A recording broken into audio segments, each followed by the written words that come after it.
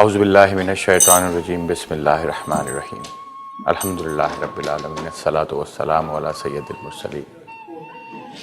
नाज़रीन, हमारे सिकंदर के इकबाल बुलंद है और एक शेर कहना चाहूँगा कि किससे इस दर्द मुसीबत का बयां होता है, किससे इस दर्द मुसीबत का बयां होता है।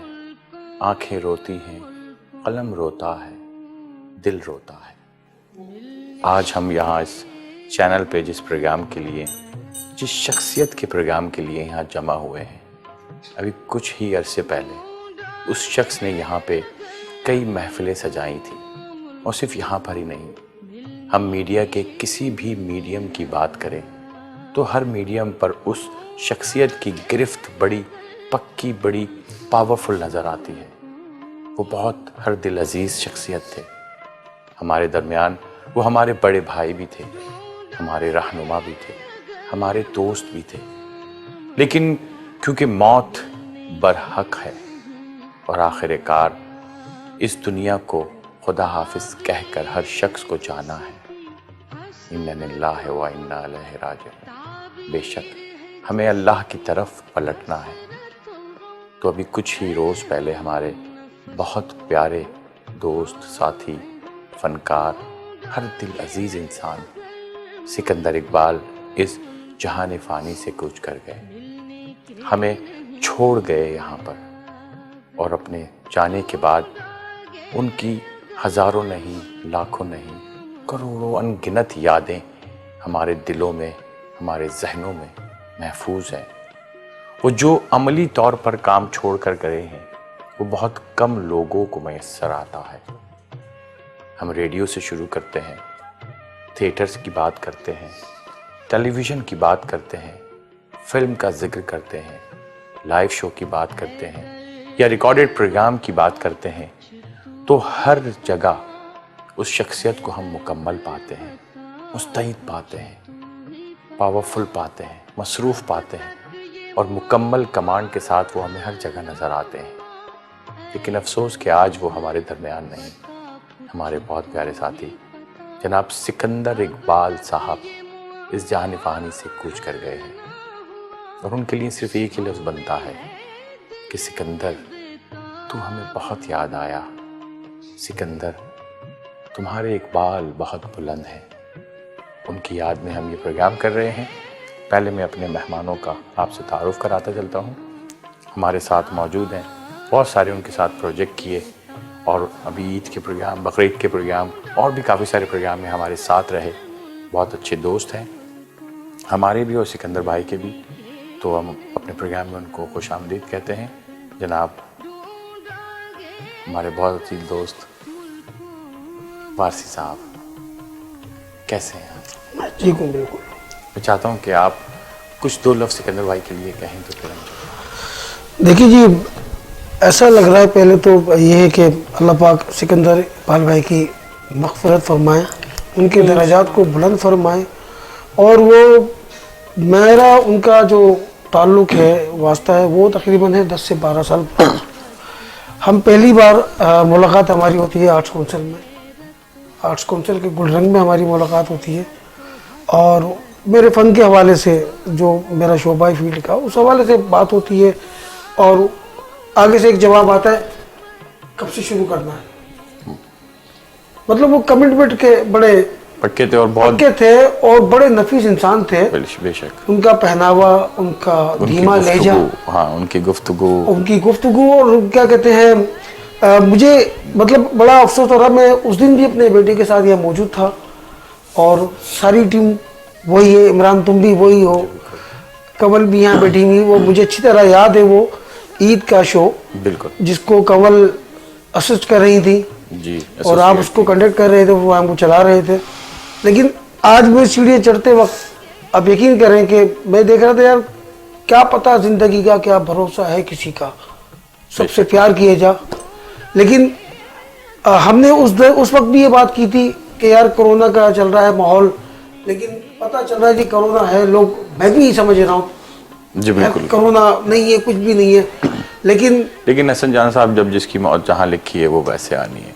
और हर शख्स ने जाना है, लेकिन जो शख्स अपनी इतनी अच्छी यादें छोड़कर जाता है वो हमारे दिलों में कई सदियों तक ज़िंदा रहता है। तो नाज़रीन, हमारे साथ एक दूसरी मेहमान मौजूद हैं। उन्होंने भी बहुत सारे प्रोग्राम्स किए, बहुत अच्छी एक्ट्रेस हैं, होस्ट हैं, न्यूज़ कास्टर हैं, लिखती भी हैं और उसके साथ साथ वॉइस ओवर्स भी करती हैं। बेपनाह प्रोग्राम्स किए उन्होंने सिकंदर इकबाल साहब के साथ। तो हम उनको भी खुशामदीद कहते हैं। सैम खान आफरीदी, अस्सलाम वालेकुम सैम। वालेकुम अस्सलाम। कैसे हैं आप? ठीक हैं? ठीक ठाक। तो इससे पहले तो हम जो प्रोग्राम किया करते थे वो खुशियों के मौके पर किया करते थे, लेकिन आज हम सिकंदर भाई की याद में यहाँ मौजूद हैं, उनसे जुड़ी यादें वाबस्ता हैं। क्या दो लफ्ज़ कहने चाहेंगे? फिर मैं अपने तीसरे मेहमान का तारुफ कराता हूँ। बहुत ही खुश गुफ्तार, प्यारी आवाज़ के मालिक, बहुत खुश अखलाक। हाँ, डांटते डपटते भी थे जब काम थोड़ा सा हम ख़राब कर लेते थे, कहीं लेट होने पे बहुत सुनती थी मैं उनसे। सिर्फ इतनी कि मतलब कोई ऐसी प्रॉब्लम नहीं थी कि हम ये सोचे सबको पता है कि इस तरह से हो जाएगा, पर बस आखिरी का जो लास्ट वीक था, मतलब जब हॉस्पिटल में उनको आईसीयू में रखा गया था तो 3 दिन तक भी वो अपने नॉर्मली हवासों में थे और उनकी ख्वाहिश थी कि मुझे यहाँ से ले जाया जाए।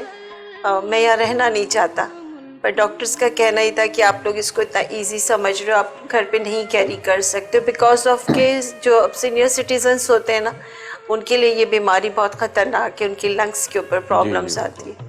तो टेंशन्स की वजह से उनको फिर दिमाग पे क्लॉटिंग आ गई थी। अच्छा, हार्ट का तो प्रॉब्लम था? हार्ट का था, पर हार्ट से कुछ भी नहीं हुआ। अच्छा, हार्ट से नहीं हुआ? नहीं, दिमाग पे क्लॉटिंग उनकी सिर्फ सोचों की वजह से थी। जो टेंशन वो ले रहे थे कि मैं पता नहीं घर पहुंच सकूंगा, नहीं पहुंच सकूंगा, बस वो ही टेंशन उसको, मुझे यहाँ से किसी तरह ले चलो, मैं सही हो जाऊंगा। उनको आखिरी वक्त तक ही ये उम्मीद थी, या फिर मेरा हॉस्पिटल चेंज करो या रात को मैसेज करना कि डिस्चार्ज का क्या हुआ, तुम लोगों ने किसी से बात की नहीं की। उनको यही रहता था। मैं कहती थी नहीं अभी आपको 4 दिन और रखेंगे, तो उनका मैसेज आता था नो नो नो टाइप करके भेजते थे मुझे। तो आप सोच सकते हो कि मैंने वो वक्त कैसे गुजारा होगा। हाँ, बिल्कुल मुझे उनके अंदाज़ा। कहने पे हॉस्पिटल चेंज किया, फिर मैं दूसरे आईसीयू में भी उनके पास ही थी, जो उनका सेकंड लास्ट डे था। तो उस दिन भी मैंने कहा हमने सुना आपको स्ट्रोक आ रहा है, तो मैंने कहा आप अपना हाथ मुझे हिला के दिखाए तो मैं मानूंगी कि आपको कुछ नहीं हुआ। उन्होंने अपना हाथ ऐसे भी किया, मैंने कहा अच्छा चले नियत बांध के दिखाया, तो उन्होंने अपना हाथ ऐसे भी किया, पैर अपने ऐसे खोल के भी दिखाए, फोल्ड करके मैं बिल्कुल सही हूँ। मुझे इन्होंने ज़बरदस्ती रखा है। मैंने कहा चले ठीक है आज अब कर देने, और मुझे दिखा रहे हो सब चीज़ें। वहाँ पे डॉक्टर थे, उन्होंने भी, मैंने कहा देखिए ये सब चीज़ें अपना कर रहे हैं। और उनकी जो उस दिन की रिपोर्ट उनकी बहुत अच्छी आई थी, स्टेबल थे वो काफ़ी। तो मैं नेक्स्ट डे जब गई कि मुझे उनका एक काउंसलिंग का सिस्टम होता था 4 बजे का उस हॉस्पिटल का, पहले वो काउंसलिंग करते थे फिर पेशेंट्स को मिलने देते थे। तो फिर जब काउंसलिंग का टाइम आया सेकेंड डे, तो मैं गई तो उन्होंने कहा कि नहीं उनका भी कोई चांस नहीं है, और उनके फैमिली वालों का, अब उनके फैमिली सब आउट ऑफ कंट्री हैं, जो उनके सिस्टर्स वगैरह सारे, और बेसिकली सब डॉक्टर्स भी हैं, उनके भांजे वगैरह सब कुछ। तो मैं वो डिसीजंस नहीं ले सकती थी ना जो फैमिली वाले ले सकते थे। तो मैंने उनकी फैमिली वालों को कॉल किया कि देखिए मैं उनको इस हाल में छोड़ के नहीं जा सकती, कोई भी पहुँचे यहाँ पर। तो देन उन्होंने कहा आप जाएँ यहाँ से और हम आ रहे हैं। मैं वहाँ हॉस्पिटल नहीं पापे, वहाँ से मैं अपने घर पहुँची हूँ क्लिफ्टन, और अभी मैं लिफ्ट से उतरी हूँ तो उनका फ़ौरन आ जाए, उनकी तबीयत बिल्कुल ही अब आउट ऑफ ख़त्म है, मतलब पहुँच जाए आप जल्दी। अब मैं फ़ौरन उतरती हूँ, जैसी गाड़ी में बैठती हूँ तो उनकी फिर दर्द की खबर आ जाती है। चलें, बढ़िया। पर मेरा कहने का मकसद ये था कि जितना इमरान आप मुझे जानते हो, ठीक है, मेरे लिए वो पूरे इंस्टीट्यूट थे बिल्कुल। और जब आप मुझे पहली बार मिले थे तो मैं शायद बोल भी नहीं सकती थी क्लियरली, मेरी यानी मैं इतनी कंफ्यूज एक खातून थी। उन्होंने मुझे इतना कॉन्फिडेंट किया कि मैं आज अल्लाह का शुक्र, कितनी उनकी ख्वाहिश थी कि मैं कोई प्रोग्राम करूँ टीवी पे, और आज ऐसे वक्त पे बैठी हूँ कि मुझे अफसोस हो रहा है कि मैंने उनकी ज़िंदगी में क्यों नहीं प्रोग्राम किया। कमल, आपको याद होगा कि लास्ट टाइम हम प्रोग्राम कर रहे थे तो उन्होंने क्या यादें माजी, तो बार बार एक एक जुमले पे उनकी नजर होती थी, एक एक जुमला सुनते थे और फिर से दोबारा से वो प्रोग्राम करवाते थे। जब तक कुछ चीज परफेक्शन नहीं होती थी वो नहीं जाने, निखार नहीं आता था, मजा नहीं आता था उनको। मतलब उनको तमाम शोबों पे कमांड थी ना। तो मैं चाहूँगा कि हम 1 मिनट की खामोशी इख्तियार करके उनके लिए दुआ कर लेते हैं। हम नाज़रीन से भी गुजारिश करेंगे कि सिकंदर इकबाल साहब के लिए दुआ फरमाइए। हम 1 मिनट की खामोशी इख्तियार करते हैं।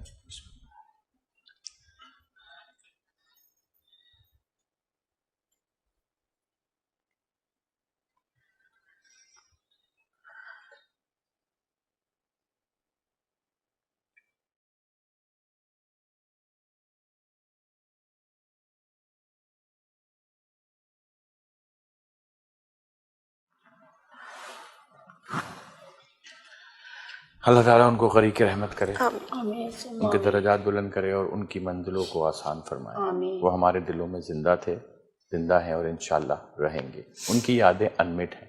मेरे साथ तो बहुत सारी उनकी यादें वाबस्ता हैं, पिछले 25 साल के साथ हैं। लेकिन हम हसन जान की तरफ चलते हैं, फिर हम सैम और कमल की तरफ भी आके पूछेंगे। हसन, तो फिर आपकी जो पहली मुलाकात और पहली परफॉर्मेंस और पहला प्रोग्राम हुआ, वो क्या एक्सपीरियंस था आपका? इमरान भाई, वो सॉरी, मुझे कॉल आती है कमल की। पहली जो मुलाकात थी वो तो आर्ट्स काउंसिल, वहाँ से हमारा रिलेशन बन गया है, ताल्लुक हमारा बन गया। उसके बाद क्योंकि आर्ट्स काउंसिल के मेंबर भी थे वो, बिल्कुल, और उन्होंने इलेक्शन में हिस्सा भी लिया था। और अच्छा, मेंबर्स तो 6000 है, लेकिन कुछ मेंबर्स ऐसे होते हैं ना इमरान, ये तो आप भी जानते हो कि वो मेंबर्स की कैटेगरी अलग होती है, एक लिस्ट अलग होती है ना। तो उनमें एक नाम जो है सिकंदर इकबाल भाई का भी था। तो फिर उसके बाद मुझे सिकंदर इकबाल भाई की कई ऑफर्स आती रही, हम बातें करते रहे, मिलते रहे। फिर ईद का जो लास्ट टाइम जो शो यहाँ हमने किया था, मेरे ख्याल में कमल, बकरा ईद का, हाँ बकरा ईद का शो हमने किया था, बड़ा अच्छा शो था। मतलब यार उनकी बातों से ये लग रहा है कि यार सब आए हो ना मेरे साथ। मैं भी आ गया, 3 शिफ्टों में शो चले। आप तो चला रहे थे शो को, ऐसे ही था ना, 3 शिफ्टों में शो चल रहे, एक दिन में 3 शो रिकॉर्ड हो रहे हैं। करे पहले दिन मैं हूँ, पहले दिन जब 3 लोग आएंगे, 3 गेस्ट, दूसरे दिन भी, तीसरे दिन भी। तो यानी कि यार ये काम की एक जुनून कह लेना, अपने काम से इश्क कह लेना, अपने काम से मोहब्बत कह लेना। बिल्कुल जी, बिल्कुल। तो बड़े अच्छे आदमी थे, बड़े इंसान। बिल्कुल सही कहा आपने हसन। तो इस नाज़रीन एक वक्त हुआ है छोटे से वक्फे का, हम वापस आएंगे और सिकंदर भाई की बातों को दोबारा यहीं से शुरू करें। शुक्रिया।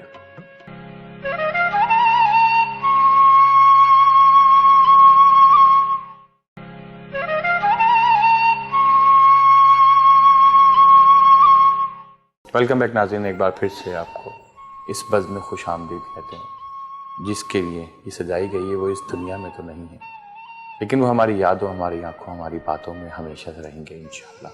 सैम खान की तरफ चलते हैं। सैम खान, आपको तो काफ़ी साल हो गए उनके साथ, आपने कई चैनल्स पे, मुख्तलिफ चैनल्स पे किए। और शायद आई थिंक जब हम सरगम विद साजन कर रहे थे उसके बाद फिर वहाँ हमने सैम को फर्स्ट टाइम बुलाया था, सिकंदर भाई से मिलवाया था। तो उसके बाद तो फिर आप माशाल्लाह क्योंकि टैलेंटेड हैं, तो और सिकंदर भाई टैलेंटेड लोगों को पकड़ लिया करते थे, छोड़ते नहीं, चांस देते थे। हाँ बिल्कुल, मतलब पहले और ईद का प्रोग्राम आप ही के साथ होस्ट करवाया था।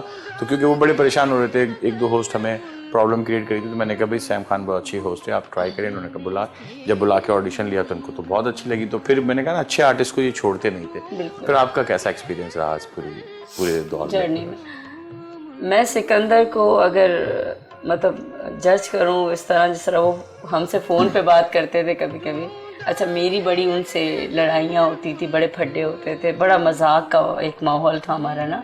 कभी बीच में कमल आके सीज फायर करवाती थी और एकदम गुस्से में आ जाते थे कि मैंने होती थी, बिल्कुल वो गुस्से में आ जाते थे। ज़रा भी उसूल से इधर से उधर बात हुई नहीं। और फिर मैं कमल को बीच में लाती थी, कमल अब आप आ जाए, कॉन्फ्रेंस पे आ जाते थे। फिर हम लोग देर तक एक दूसरे को अपनी किसी न किसी बात पे कायल, या वो हमें कर लेते थे या मैं लाडली भी थी, मतलब मैं बहुत लाडली थी। मैं उनसे हर किस्म का मजाक करती थी। कुछ दिन पहले मुझे कहा तुम नहीं ख्याल करती ना, तुम्हें बुखार होगा, 2 दिन के अंदर तुम्हें कोरोना हो जाएगा और बस।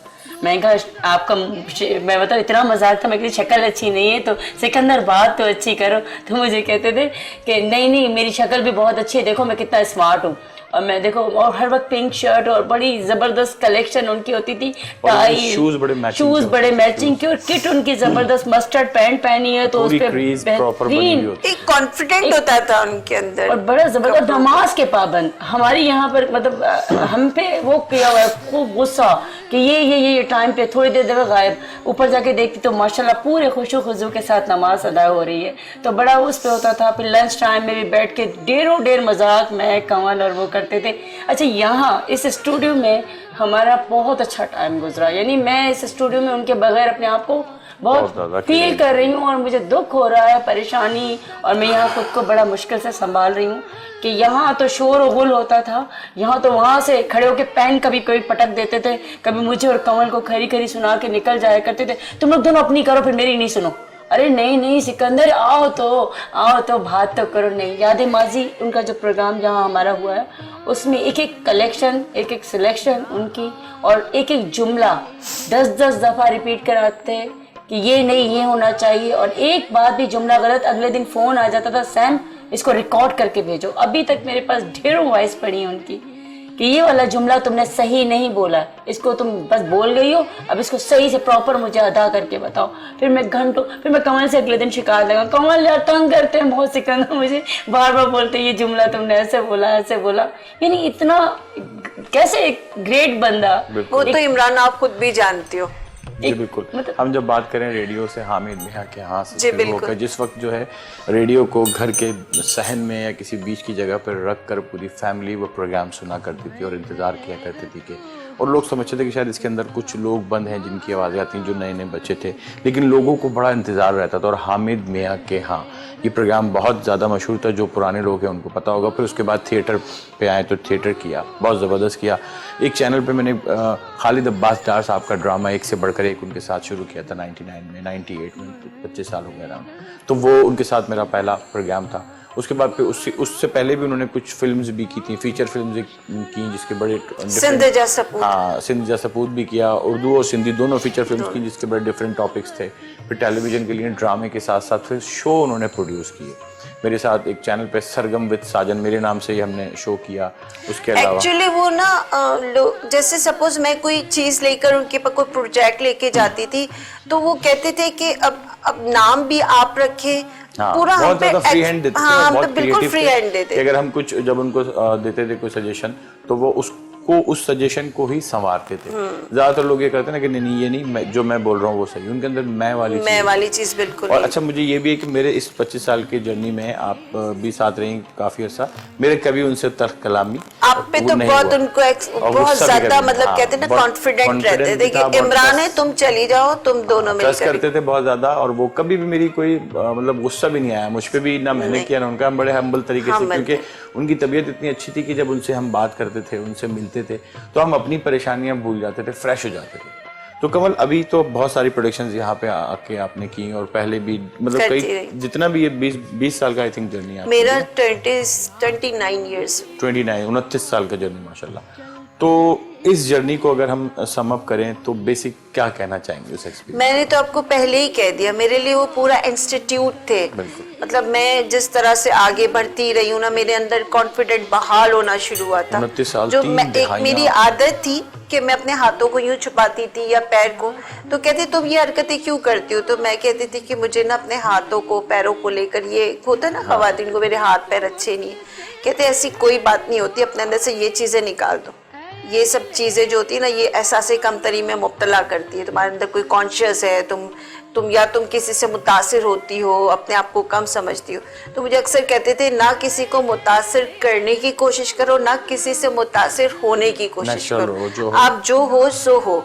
अगर आपको कोई अच्छा लगता है तो ठीक है, आपको कोई पसंद करता है तो ठीक है, नहीं अच्छा लगता वो आपसे बात ना करे। मतलब ये चीजें अपने अंदर से निकाल दो, अपनी शख्सियत को डैमेज ना करो, अपने अंदर जो है खुद एतमादी पैदा करो। अच्छा दूसरी बात है कि जो ये मैं उर्दू आपके साथ इतने आराम से बात कर रही हूँ, पहले थोड़ी सी मेरी उर्दू इतनी अच्छी नहीं थी, मेरी उर्दू बहुत ही ज्यादा, और जो इतना ठहर के बात कर रही हूँ ये भी मैंने उनसे ही सीखा। मैं बहुत तेज बहुत ऊंचा बोलती थी, वो कहते थे थोड़ा ठहर के बोलोगी तो पीछे से तुम्हारे अल्फाज खुद आएंगे, तो तुम्हारे सेंटेंसेस अच्छे बनेंगे। क्योंकि उनकी ट्रेनिंग रेडियो के दौर की थी, बहुत अच्छी ट्रेनिंग, पूरी तरीके से ट्रेनिंग, सिर्फ बोलने की नहीं, पढ़ने की, लिखने की, सही अल्फाज अदा बिल्कुल। और एक उनकी आदत थी, कहते थे कि इंग्लिश का वर्ड कम बोलो, कोशिश करो कि तुम उर्दू में बात करो। अच्छा मेरे लिए उर्दू बोलना इसलिए मुश्किल था because of Bengali and then Gujarati, तो फैमिली सारी मिक्स। तो वो तो कुछ आप देखें कि हम फॉरेन कोई बंगाली बात करता है तो हम समझ जाते हैं कि बांग्लादेश से बिलोंग है, या कोई गुजराती बोलता है तो समझ। अब जब मेरी फैमिली का किसी को पता चलता है तो उनको यकीन नहीं आता है कि मैं इतनी अच्छी उर्दू बोलने वाली वहाँ से बिलोंग।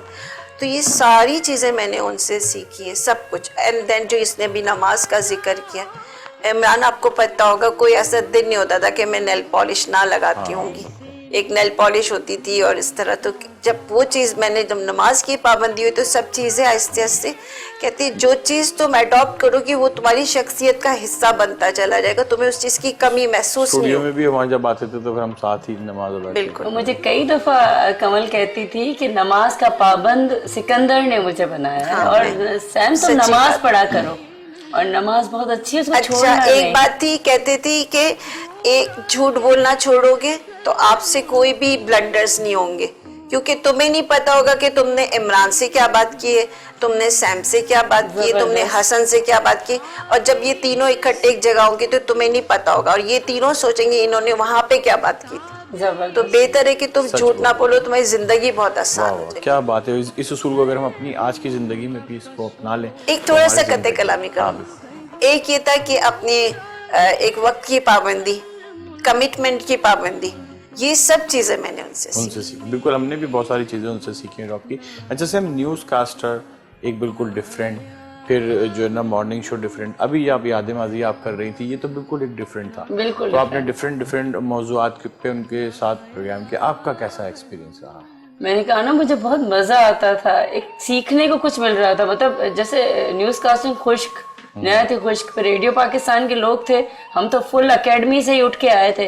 तो फिर एक बंदा बकौल कमल के बिल्कुल इंस्टीट्यूट था, वो तो सिखा ही रहा था, वो मुसलसल यहाँ बैठ के तंबी करना, बात को जुमलों को पकड़ना। अच्छा जुमला जहाँ गलत हुआ नहीं वहाँ सिकंदर साहब को गुस्सा आना, वहाँ ये जुमला ऐसे क्यों, ये मैंने मतलब इन्होंने अगर स्क्रिप्ट लिखा तो सारा स्क्रिप्ट इनका पेन से कट हो गया, अपना स्क्रिप्ट उन्होंने शुरू करना और इस पे हमारे मुंह बन जाने कि भाई नहीं हमने तो इस पे रिहर्सल की थी, अब तो ये क्या कर रहे हैं। तो वो इतना मतलब प्यारे तरीके से मतलब ये यादें माजी को हमने ऐसा जबरदस्त लाइवली लिया कि शुरू की 4 एपिसोड निकाली मेरे लिए अजाब हो गई थी, यानी मुझसे नहीं निकल रही थी कि इतने खुश्क माहौल में मैं नहीं कर सकती।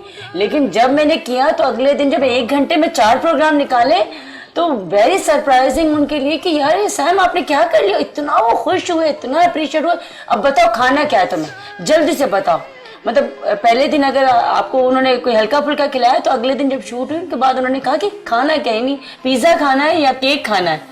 फिर कमल ने हमने डिसाइडेड किया कि हमने कुछ अच्छी चीज़ इनसे खानी है, फिर हमने वही मंगा के वहीं पर बैठ के खाई, मज़ा आ गया उनको, यानी प्रोग्राम उनकी बिल्कुल मर्जी के मुताबिक हुआ। अच्छा इत्तेफाक की बात है, देखें जब वो सारे प्रोग्राम हम सामने वाले सेट पे कर रहे थे तो वो यहीं बैठ के मॉनिटर कर रहे थे, तो मुझे अभी भी ऐसा फील हो रहा है शायद वो भी आके हम मत करें ये बातें प्लीज।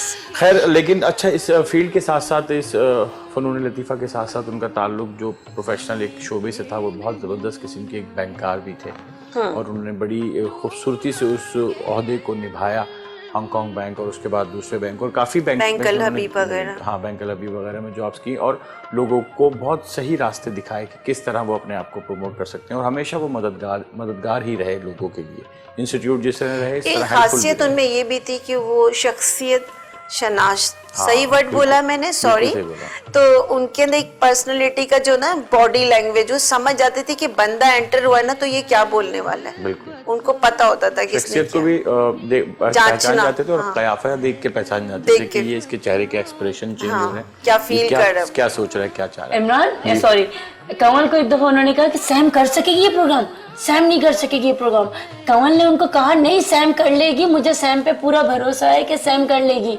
अच्छा फर्स्ट टाइम तो वो मुझे बड़े जज कर रहे थे कि पता नहीं क्या करेगी, एकदम से कैमरे के सामने खड़ा कर दिया, प्रोग्राम ऐसा है, और पूरा माजी के वजह जब उन्होंने देखा कि मेरी नॉलेज भी पुराने गानों पे और पुराने एक्टर्स पे सब कुछ है, तो उन्होंने फिर फौरन उन्होंने कहा कि नहीं सैम बाकी, क्योंकि पहले तो 14 प्रोग्राम दिए थे ना, उसके बाद फिर उन्होंने कहा नहीं ये तो सारे प्रोग्राम कर लेगी भाई। उसके बाद फोन पे बात हुई तो फिर सैम ने सैम ही किया या डिफरेंट किया? बिल्कुल उनकी मर्जी के मुताबिक किया, Same किया। बिल्कुल सेम इसने एंजॉय भी same किया। किया। मैंने बहुत देखो एंजॉय इमरान किया। एक बात है ना, जैसे हम हैं 50-60s के दौर के, हम अगर उस बच्ची को हम बोलेंगे कि उस दौर ये के भी 70 के नहीं, फिर भी एक होता ना हम कहाँ इसको लेके जा रहे हैं पुराने दौर के ब्लैक एंड व्हाइट में, इसका बैकग्राउंड म्यूजिक 65, इंटरेस्ट है 50 एग्जैक्टली, इसलिए इसे जल्दी ये इतनी जल्दी इसको पिक कर रही थी और इस तरह से मतलब। और फिर इसकी एक खास बात ये थी, है तो सिकंदर साहब का प्रोग्राम पर इसकी खूबी ये थी कि इसके जो अशार बीच बीच में आते थे उससे बहुत महसूस होते थे कंटिन्यूटी पर। हसन भाई आप क्या कहना चाहेंगे? हमारा प्रोग्राम अपने इस ब्रेक की तरफ जा रहे हैं, हम आगे दूसरे मेहमानों के साथ, आखिर में उनके लिए क्या अल्फाज हैं? जी मैं इमरान भाई इतना कहूँगा कि जैसा कि अभी कंवल ने भी कहा, सैम ने भी कहा कि वो कमिटमेंट के पक्के हैं और इनकार नहीं। अच्छा, एक होता है ना कि किसी बात को किसी को नीचा दिखाना नहीं, वो हौसला देते थे। बिल्कुल हाँ। ठीक है ना, तो बड़े मतलब चेहरे पे मुस्कुराहट उनके, और वो मोहब्बत से देखना, और ये नहीं कहना अच्छा वही बात कि फ्री हैंड छोड़ देना, यार देखो तुम्हारी जगह ये है सर, अब तुम देख लो कैमरा यहाँ तक है, बताना। आखिर में मैं उनके लिए कहूँगा कि इमरान भाई, सब दिन होत ना एक समान, सब दिन होत ना एक समान, सब दिन होत ना एक समान, तू काहे बैठा है नादान, तू काहे बैठा। एक दिन वही 4 बाराती धूमधाम से लेके जाते हैं बारात, एक दिन वही 4 आदमी छोड़ कर आते हैं शमशान, सब दिन होत ना एक समान, मिलके रहो मोहब्बत से रहो, छोड़ दो नफरतें, छोड़ दो मुनाफकतें, यही दुआ करता है हसन जान, क्योंकि एक दिन जाना है सबको कब्र से। सब दिन होत ना एक समान। बिल्कुल, बहुत शुक्रिया। सैम, आप क्या कहना चाहेंगे? ये कागजी फूल जैसे लोग चेहरे मजाक उड़ाते हैं आदमी का, अक्सर वो मुझे कहते थे, और मैं इस बात को उस वक्त समझ नहीं सकी, आज समझ रही हूँ कि वाकई जो लोग दिखने में कुछ होते हैं, होते कुछ है, मुनाफकत इतनी आम हो चुकी है। सिकंदर जैसे लोग रोज नहीं पैदा होते। बिल्कुल सही कहा, बेशक। जी कमल, सेम यही कि जिन्होंने उनके साथ वक्त गुजारा है ना, वो समझ सकते हैं उन्होंने क्या खोया है, कि वो हजारों नहीं, लाखों नहीं, करोड़ों, जिसमें आप भी शामिल हैं। ये बहुत बड़ा, मेरी लाइफ के अंदर ये बहुत बड़ा लॉस है, बहुत बड़ा लॉस है। बिल्कुल आपने सही कहा। और एक जुमला जो हम अक्सर सुनते हैं कि किस कदर अच्छा इंसान था, लेकिन ये जुमला अफसोस हमें जब सुनने को मिलता है जब वो शख्स इस दुनिया से चला जाता है। तो हमें कोशिश करनी चाहिए कि जो लोग हमारे साथ हैं, कदर उनकी अच्छाइयों को पहचानने की कोशिश करें और उसको उनकी ज़िंदगी में उनके सामने कहें कि किस कदर अच्छे इंसान हैं, तो उसका लुत्फ ही कुछ और होगा। एक ब्रेक की तरफ चलते हैं और अपने दूसरे मेहमानों से मिलवाएंगे आपको इस ब्रेक के बाद। हमारे साथ रहिए।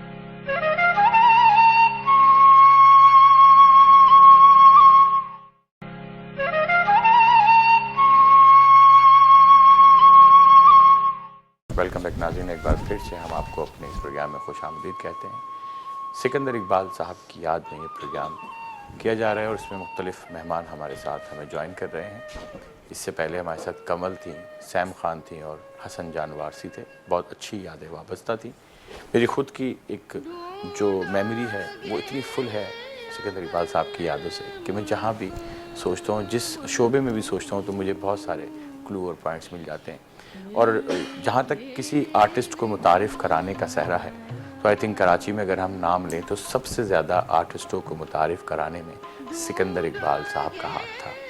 और सिर्फ आर्टिस्टों को ही नहीं, बहुत सारे शोबाजात जो उससे पहले मीडिया में किसी ने मुतारिफ़ नहीं कराए थे, कोई जानता भी नहीं था कि इस शोबे को भी लेकर प्रोग्राम किया जा सकता है, इन लोगों को भी स्टार बनाया जा सकता है। वो शुरू सिकंदर साहब ने की। एक चैनल से वो प्रोग्राम करते थे उस चैनल की ख़ास बात ये थी कि वो उस चैनल पे जितनी देर भी ट्रांसमिशन होती थी उसके होस्ट वो खुद होते थे और सारे गेस्ट होते थे। और उस वक्त के गेस्ट आज के स्टार हैं, आज के होस्ट हैं, आज के एक बहुत बड़ी सेलिब्रिटी बने हुए हैं। और वो दौर वो था कि जब इतनी लंबी होस्टिंग करने का कोई सोच भी नहीं सकता था। बहुत सारे शोबे जिसमें हर्बल का शोबा था कि बहुत सारे जो आज आप हर्बलिस्ट देख रहे हैं, मेल फीमेल, ये शोबा उन्होंने ही मुतारिफ़ कराया। इसके साथ जो सितारों का हाल जानते हैं, स्टार की और दूसरी चीज़ें, शेफ़ का, ब्यूटिशियन का, ये सारे शोबे वो उस प्रोग्राम में लेकर आए और वो लोगों को फ़ौरन चांस दिया करते थे। वो बहुत ज़्यादा गौहर शनास थे। जब किसी शख्स से मिलते थे तो वो जान लिया करते थे कि इसके अंदर एक हीरा छुपा है, कि इसके अंदर कितनी पोटेंशियल है, कितना स्पार्क है। और वो फिर उस हीरे को तराश कर लेकर आते थे और दुनिया को दिखाते थे उसकी चमक और जगमग कि ये वो हीरा है। तो उसी तरह के 2 हीरे आज हमारे इस प्रोग्राम में हमें ज्वाइन कर चुके हैं, हमारे साथ मौजूद हैं। बहुत बड़ी, बहुत जिनको आप चैनल्स पे देखते हैं, हमारे लिए बहुत काबिल एहतराम शख्सियत जनाब आपा, रानी आपा जी, अस्सलाम वालेकुम। वालेकुम अस्सलाम। रानी आपा, हम आपको इस प्रोग्राम में खुशामदीद कहते हैं। गो कि इससे पहले वाले हमने और आपने जो प्रोग्राम किए सिकंदर भाई के साथ किए थे, आज वो हमें नहीं है, लेकिन उनकी यादें हमारे साथ हैं। दूसरी हमारी मेहमान हैं, बहुत ज़बरदस्त हर्बलिस्ट हैं, इनको भी आप डिफरेंट चैनल्स पे भी देखते हैं, बहुत मल्टी टैलेंटेड है रानी आपा की तरह। हमारे साथ मौजूद है हुमैरा नाज। अस्सलाम वालेकुम। वालेकुम। कैसी हैं आप हुमैरा? ठीक है, थैंक यू वेरी मच, आप दोनों तशरीफ़ लाई। तो रानी आपा से शुरू करते हैं। रानी आपा, आपका भी साथ काफ़ी पुराना है और शुरू किया आपने इस चीज़ को, और फिर जब आपको बढ़ाया उन्होंने आगे, फिर आप जब बढ़ना शुरू हुई तो फिर आप रुकी नहीं, आप आगे चलती रही। सिकंदर साहब का नाम किसी तारीफ का मोहताज नहीं। आपने बिल्कुल सही कहा कि वो एक जौहर शनास इंसान थे। अगर कोई शख्स उनसे मिलता था तो वो उसकी पोशीदा सलाहियतों को पहचान जाते थे कि इसके अंदर ये जौहर छुपा हुआ है, और वो उसको खुद प्रमोट करते थे जी, कि तुम ये कर सकते हो, तुम ये करो। मेरा और सिकंदर साहब का और मेरे हस्बैंड का साथ बहुत पुराना। सिकंदर साहब जब लबैक पर थे तब मैंने उनके साथ ऐसे शोज़ किए कि मैं कुछ आपको बता नहीं सकती, अल्फाज में नहीं जिक्र कर सकती हूँ कि किस तरह से उन्होंने हमसे क्या क्या निकलवाया और किस तरह से उसको उन्होंने प्रमोट किया। मेरे हस्बैंड अनीसुर रहमान, उनको भी खुदा अपने जवारे रहमत में जगह दे, वो तो इस कदर बड़े फ़ैन थे सिकंदर इकबाल साहब के कि हक चैनल पर, और सिकंदर साहब खुद ही एंकर भी होते थे अपने प्रोग्राम के। लबैक पे भी यही था जी, और लबैक पर भी यही था। तो उन जैसा एंकर भी नहीं देखा। कंटिन्यू इतनी देर तक प्रोग्राम करना, हर मौजू पे प्रोग्राम करना, और उस मौजू के मिजाज को लेते हुए चलना, और खासतौर पे गेस्ट के मिजाज को, और गेस्ट का इंट्रोडक्शन वो जिन अल्फाज में किया करते थे, आप यकीन करें कि गेस्ट अपनी जगह पर खुद ही बहुत चौड़ा हो जाता था। गेस्ट भी सोचता था, उसको फिर समझ में आता था कि अच्छा ये मेरी क्वालिटीज उसको नहीं पता होती थी, जो वो नोट कर लिया करते थे। और एक इंसान को देखिए हीरा बनाने में उनका बहुत बड़ा हाथ था। तो हमारे साथ हुमैरा भी मौजूद है, इनका भी काफ़ी पुराना साथ है, 10-15 साल का साथ है। तो आपको भी उन्होंने डेब्यू किया और शुरू कराया प्रोग्राम, जो फिर आपको बोला कि आप करें। आपका कैसा एक्सपीरियंस रहा? बहुत अच्छा एक्सपीरियंस। उन जैसा शाइस्ता गुफ्तगू करने वाला यहाँ मैंने नहीं देखा इस पूरी मीडिया फील्ड में। बिल्कुल सही। और वो सिखाते थे, वो बताते थे कि चैनल पे आपने बैठना किस तरह है, उठना है। एक दफ़ा मुझे बड़ी हैरत हुई, उन्होंने मुझे बोला ऐसे टांग पे टांग रख के नहीं बैठना, ये मतलब बदतमीज़ी के ज़ुमरे में आता है। उन्होंने मुझे बड़ा अच्छा सिखाया था, और वो मतलब वो वाकई अपने आप में एक खुद इंस्टीट्यूट थे। बिल्कुल सही। वो जो मतलब वो गेस्ट को गेस्ट नहीं समझते थे, वो अपना फैमिली मेम्बर की तरह समझते थे, और उनको सिखा के कि आपने बोलना किस तरह है। और वो वाकई रानिया पर ठीक कह रही हैं कि जब हम बैठते थे उनके साथ शो करते थे, उन्होंने खुद भी काफ़ी शो हमारे साथ होस्ट किए हैं, और अल्हम्दुलिल्लाह जब वो बोलते थे तो सामने वाला मतलब एक रिस्पेक्ट का होता है ना, कि सामने वाले को बैठ के वो इतनी इज्जत देते थे कि खुशी महसूस होती। आज भी मेरे पास उनके शोज़ मेरे पास रिकॉर्डेड हैं, और मैं जब इनका ये सुना तो मैंने वो अपने शोज़ वाकई वापस दोबारा देखे कि मैंने इनके साथ शो किया। तो और उस वक्त मुझे बोलना नहीं आता था इतना, जो अब मैं चैनल्स पे आके जो बोल पाती हूँ, कि उस वक्त का शो मैं जब देख रही थी तो मैं कह रही थी देखो मुझे उस वक्त बोलना नहीं आ रहा था, इन्होंने मुझे सिखाया। और मेरे साथ गजाली साहब भी होते थे जो मेरी कंपनी के वो भी हर्बलिस्ट हैं। तो उस दौर में हम दोनों, गजाली साहब और हम दोनों इनके साथ शोज़ करते थे। कुछ ही दिन पहले जब उनको पता चला गजाली साहब को, तो वो ये कहने लगे अरे ये तो बहुत बड़े आर्टिस्ट थे। तो मैंने कहा आपको आज पता चला? वो तो अमेरिका में, उन्हें नहीं पता था। लेकिन सिकंदर साहब वाकई एक, मैं कहती हूँ अपने आप में एक इंस्टीट्यूट थे। बिल्कुल इंस्टीट्यूट थे। और वो सिर्फ क्या करते थे कि वो सिर्फ आर्टिस्ट को इंट्रोड्यूस ही नहीं कराते थे, उससे काम ही नहीं लेते थे, बल्कि उसको एक ऐसा कंफर्ट जोन बना के देते थे कि जहाँ पे वो बहुत आसानी के साथ उन तमाम क्वालिटीज़ को, उन तमाम सलाहियतों को बरोए कार लाते हुए वो काम कर जाता था जिसको वो एक्सपेक्ट कर रहे होते थे। वो नहीं कर रहा होता था एक्सपेक्ट, आर्टिस्ट नहीं कर रहा होता था। सिकंदर साहब को पता होता था कि ये शख्स ये काम कर लेगा। मेरी 99 या 98 में उन्होंने एक ड्रामा किया था ARY के लिए, तो खालिद अब्बास डार साहब के साथ एक से बढ़कर एक, तो उनके साथ मेरा पहला इंटरेक्शन हुआ था। तकरीबन 25 साल हो गए। तो म्यूज़िक का, जब मैं उस वक्त म्यूज़िक करता था, लाइव म्यूज़िक, तो फिर म्यूज़िक हमने किया। तो मेरी अल्हम्दुलिल्लाह 35,000 प्लस ड्रामों का म्यूज़िक मैंने किया हुआ, 35,000 से ज़्यादा। तो बड़ी अच्छी केमिस्ट्री मैच हो गई, क्योंकि उनको नॉलेज थी म्यूज़िक की, रेडियो से ट्रेनिंग थी, थिएटर से थी, तो बड़ा फिर उनके साथ हमारी केमिस्ट्री मैच हो गई। फिर उस 98 से लेकर और अभी तक 2021 तक के लास्ट में हमने शोज़ किए। फिर तो मुझे होस्टिंग भी मैंने शुरू की थी, तो फिर हक टीवी पे, और फिर धरती पे, और फिर लबैक पे, और यहाँ पे कंटिन्यू किए। तो एक ऐसा कंफर्ट जोन देते थे कि अगर आप कोई काम नहीं कर सकते, लेकिन वो पहचान लेते थे कि आप कर लेंगे, और फिर वो आपको इतना ईजी एक एटमॉस्फेयर बना के क्रिएट करके देते थे कि आप आराम से कर लिया करते थे। एक सबसे बड़ी बात सिकंदर साहब की, जो आप देखें कि चैनल को चैनल बनाने वाले वो, देखिए लबैक को लबैक बनाने वाले वो, फिर उसके बाद वो धरती पे चले गए। धरती को पहचान दिलाने वाले वो बहुत धरती बड़ी चैनल को पहचान उन्होंने दिलाई। और जब ये वीनस चैनल का आगाज हुआ तो आपको पता है कि हक टीवी पे जाके उन्होंने हक टीवी स्टार्ट किया, हाँ, हक टीवी भी स्टार्ट टीवी किया। बिल्कुल। हक टीवी पे मेरा जाना नहीं हुआ क्योंकि वहाँ वहाँ पर लेडीज नहीं थी। ladies नहीं। वहाँ मेरे हस्बैंड के मेरे ख्याल हफ्ते में 2 बार प्रोग्राम करते थे। वो इतने बड़े आशिक थे और मुझसे कहते थे मैंने अनीस साहब जैसा लायक आदमी नहीं देखा। मैंने बहुत हकीम अपनी ज़िंदगी में देखे और मिला हूँ, लेकिन मैं सबसे ज़्यादा जो मुतासिर हुआ वो अनीस साहब से। और अनीस साहब कुदरती तौर पर सिकंदर साहब से बहुत ज़्यादा मुतासिर थे। फिर उसके बाद जब वो धरती पे चले गए तो धरती पर मेरा और मेरे हस्बैंड का हफ्ते में एक प्रोग्राम उनके लिए लाजमी था कि आप भी होंगे और अनीस साहब भी होंगे। और फिर उसके बाद चलता रहा, बहुत अरसे तक चलता। फिर शोमी किस्मत अनीस साहब की तबीयत ख़राब हो गई तो फिर गैप आ गया। फिर जब इस चैनल पे आए तो उन्होंने कहा मुझे सबसे पहले आप याद रहती हैं और मैं अपना पहला प्रोग्राम भी जो पहला प्रोग्राम हमने जी किया था जी ईद जी का, आपके साथ ही करूँगा। मैंने कहा मैं ज़रूर आऊँगी सर, के बल आऊँगी सर। आपने मुझे ऑर्डर किया, मैं पहुँचूँ। नहीं, बहुत ही अच्छे, बहुत ही प्यारे इंसान थे। उनकी जितनी भी तारीफ की जाए वो कम है। क्रिएटिव माइंड के थे वो, मैंने देखा है। और काफ़ी दफ़ा वो डिस्कस ऐसे करते थे कि कोई शो मैंने ना ऐसा एक शो किया हुआ है, कंडक्ट करते हैं, और कह रहे हैं ऐसा शो आज तक टीवी पे हुआ ही नहीं है। मैं नाम नहीं लूँगी उस शो का क्योंकि वो अक्सर आपस की बात होती है कि उन्होंने कहा भाई मैं हर्बलिस्ट को लेके एक ऐसा शो करना चाह रहा हूँ जो कहीं हुआ ना हो। और वो वाकई उनका क्रिएटिव आइडिया अभी तक भी मेरे जहन में है कि वो कहते रह गए कि मुझे वो इस तरह का शो करना, और अभी तक वो शो इस तरह का हुआ नहीं है जो और मेरे दिल में तो बड़ी खटक है।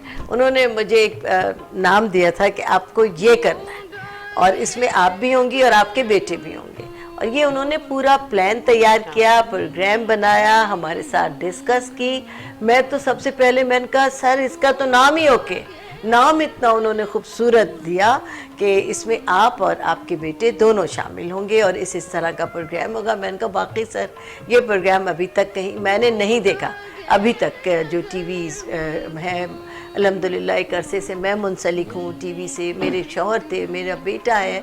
मैं ज़ाहिर है हर जगह जाते हैं, हर तरह के हर्बलिस्ट के हर्बल के प्रोग्राम देखते हैं, लेकिन जो उनका आइडिया था वो सुपर डुपर आइडिया था। अगर वो शुरू हो जाता तो शायद वो एक हलचल मचा देता तिब की दुनिया में। जी, उनके क्रिएटिव आइडियाज़ जो है ना वो कभी ख़त्म नहीं होते थे। अच्छा, सिर्फ यही नहीं कि वो उन्होंने होस्ट को चांस दिए, हर्बलिस्ट को चांस दिए, शेफ़ को दिए, हर शोबे में उन्हें कोई अच्छा सिंगर नज़र आया, कोई अच्छी न्यूज़ कास्टर, कोई अच्छा प्रोग्राम कर सकता है, कोई अच्छी एक्टिंग कर सकता है। और वो ये नहीं देखते थे कि ये बहुत सीनियर है, इसको काम आता है, इसने कोई काम किया है नहीं किया। वो सिर्फ देखते हुए इसके अंदर टैलेंट है। वो जो उस शख्स को खुद अंदाज़ा नहीं होता था कि वो उसके अंदर टैलेंट है, लेकिन वो इतने मतलब दूर अंदेश भी थे और क़याफ़ा शनास कह लें आप, शख्सियत को वो खंगाल लेते थे मुलाकात करके और फिर उससे वो काम लेते थे। और वो जब वो किसी को कहते थे तो वो चाहे राज़ी हो या नहीं हो ये करवा के दम लेते थे। और वो करने के बाद फिर आज बहुत सारे ऐसे लोग हैं कि जिनको आज वो होस्टिंग की दुनिया के, एक्टिंग की दुनिया के, writer, director, producer, singer, musician, बहुत सारे ऐसे लोग हैं कि जो उस वक्त अपने आप को इतना मुशाक नहीं समझते थे अपने काम का, लेकिन जब सिकंदर भाई ने उनको मौका दिया, चांस दिया, इसरार किया, तो आज वो अपनी अपनी फील्ड में माहिर भी हैं और एक सेलिब्रिटी की तरह से उसमें काम कर रहे हैं। जी, एक बात कहना चाहूँगी, अभी थोड़े दिन पहले कहते ना कि दुनिया से जाने वाला फ़र्द अपने लिए खुद ऐसे अल्फाज अदा कर रहा होता है। तो मुझे कह रहे थे कि रानी साहबा मैं एक ऐसा प्रोग्राम करना चाह रहा हूँ, बहुत जल्द वो शुरू करने वाला हूँ, जो लोग अब नुक्कड़ पे खड़े हैं उनके लिए प्रोग्राम करूँगा कि वो जो लोग नुक्कड़ पर खड़े हैं उनका प्रोग्राम करूँगा और उनकी पूरी लाइफ को उसमें समो दूँगा कि इस वक्त तक जब से पैदा हुए, जब से लेकर उन्होंने अपनी पूरी लाइफ को किस तरह किस मेहनत के साथ गुजारा, किस आइडिया के साथ गुजारा और आज किस मुकाम पर हैं और वो क्या चाहते हैं। लेकिन वो प्रोग्राम सिर्फ उन लोगों का करूँगा जो नुक्कड़ पे खड़े हुए हैं। मैं एकदम सुन के हंसने लगी, क्या हो गया सिकंदर साहब, नुक्कड़ पे खड़े हुए? कहले हाँ आप नहीं समझती, वो लोग जो नुक्कड़ पे खड़े बस आगे आने के काम से लोगों के लिए थोड़ा सा टाइम है उनके पास, तो वो ये अल्फाज अपने खुद अदा कर रहे थे। लेकिन हमें शायद अंदाज़ा नहीं हो सका कि इस हीरे से हम इतनी जल्दी महरूम हो जाएंगे, इतनी जल्दी कि मतलब वैसे कोई भी सोच आप जा ही नहीं सकती। देखा जाए तो मेरे ख्याल से ऐसे हीरो की कदर बहुत कम लोग करते हैं। मेरे हिसाब से हमारी इंडस्ट्री में कदर करनी चाहिए ऐसे हीरो की, इस तरह के जवाहरात की बहुत कदर करनी चाहिए। मैं तो सैल्यूट करती हूँ, मैं ऐसे हीरो को जो हमारे मुल्क के लिए, लोगों के लिए सोच रखते हैं, उनको मैं सैल्यूट करती हूँ। सबसे अच्छी बात ये थी कि वो चाहते थे कि जो जिस मुकाम पर है उस पर इस्टेब्लिश हो जाए, उसकी एक पहचान बने, क्वालिटी है वो लोगों के सामने आए, उसके सामने आए। सिंसियरिटी, एक्चुअली ये काम दिल से होता है और वो दिल से करते थे। ऐसे लोग बहुत कम होते हैं जो दिल से किसी के लिए काम किसी और के लिए काम करते हैं। और बिल्कुल सबसे इम्पोर्टेंट चीज़ है कि वो फैसिलिटीज़ के मोहताज नहीं थे कि ये चीज़ होगी तो करूँगा, ये चीज़ इसमें होगी तो इससे करवाऊँगा, नहीं, वो अवेलेबल फैसिलिटीज़ में अपनी मुकम्मल मैक्सिमम आउटपुट निकालते थे।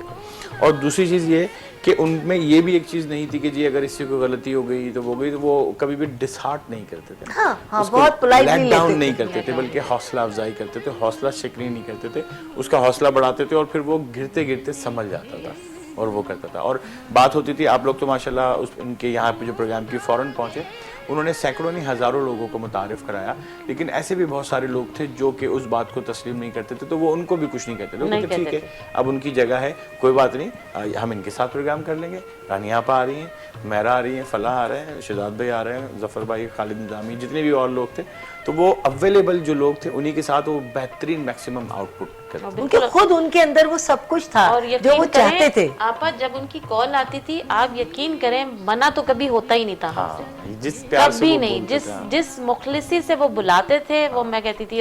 हमने लास्ट जो बकरा ईद का शो किया था, हालांकि मेरे ख्याल से उस रिकॉर्डिंग में हमें काफी टाइम हो गया था, लेकिन उनकी मोहब्बत की वजह से जाहिर है यहाँ हम फैमिली की तरह बैठे थे, हमें कोई इशू नहीं था, लेकिन ये कि उनके एक कहने पर आप आ गए थे, क्योंकि उस दौर में हालांकि कोरोना का भी ज़्यादा इशू था, आप भी आई थी ईद के भी शो में, बकरीद के में भी आप भी, और भी हमारे लोग पहुंच गए थे। और वो होता है कि प्रोग्राम खत्म करने के बाद एक उनकी बड़ी ज़बरदस्त सी स्माइल हुआ करती थी कि जी बहुत अच्छा प्रोग्राम हो गया, बड़ा मतलब उनकी जो आवाज़ थी ना, वो आवाज़ अभी भी गूंज रही है मेरी कानों में। और वो कामयाब होने के बाद या उसको काम को पूरा करने के बाद एक थपकी होती थी उनकी कि यार वेरी गुड, वेल डन, तो उससे तो हौसला और बढ़ जाएगा। और यादें इसलिए भी ज्यादा ताज़ा है कि लास्ट प्रोग्राम इसी जगह, इसी सेट पे हमने किया था, हमने किया था, यही सेट था। और वो यहाँ पर खड़े थे, कभी यहाँ जाते थे, कभी वहाँ से बैक से खुद ही सब कुछ देख रहे थे। याद है कि वो कहते थे जो नाश्ता मंगवाया वो खाएं तो सही आप लोग। रखा हुआ है सामने, वो तो खा ही नहीं रहे। तो हमारे प्रोग्राम का वक्त आगे बढ़ रहे हैं, हम जाते जाते हैं अब बात करेंगे रानिया आपा से। वो बोलेंगे आखिरी में चलते हुए कुछ अल्फाज, कुछ बातें, कुछ कहना चाहती हैं, बस कुछ शेयर करना चाहती हैं। सिकंदर साहब बहुत याद आएंगे, और एक हमेशा एक अच्छे शख्स के लिए या एक अच्छा आदमी अपने लिए ये अल्फाज याद करता है कि मैं ऐसा कुछ करके चलूँ यहाँ के बहुत याद रहूँ। और सिकंदर साहब ऐसा कुछ करके गए हैं कि यहाँ हमेशा याद रहेंगे, हमारे दिलों में याद रहेंगे। हम उनसे, उनकी यादें कभी हमारे दिल से दूर नहीं होंगे। और अल्लाह से उनके लिए दुआ भी करती हूँ। और इस अपने अल्फाज के साथ अब प्रोग्राम से इजाज़त चाहूँगी कि सिकंदर साहब, दुआ करती हूँ कि आसमां तेरी लहत पे शबनम अफशानी करे। आमीन, बेशक। जी मेरा ना साहिबा, आपसे भी मैं चाहूँगा। बिल्कुल, मैं उस हीरे के लिए कहूँगी कि यहाँ जिसने कदर नहीं की, लेकिन अल्लाह ताला उनकी मग़फ़िरत फरमाए सबसे पहले तो। और वाकई उन जैसा बंदा यहाँ अब मेरे ख्याल से दोबारा तो नहीं आएगा, तो हम उनको बहुत मिस करेंगे। और कोशिश करेंगे कि हम जैसे उन्होंने हमें प्रमोट किया है, तो हम जितने फील्ड से रिलेटेड लोग हैं उनको फॉलो करते हुए हम आगे उनके नक्शे कदम पे चलें। बिल्कुल आपने सही कहा, बहुत शुक्रिया मेरे ना साहिब और रानिया आपा हमारे इस प्रोग्राम में आने के लिए। तो नाज़रीन, हम अपने अगले वक्फे की तरफ चलते हैं जहाँ हमारे दूसरे मेहमान हमारे मुंतज़िर हैं, हमारे साथ हैं।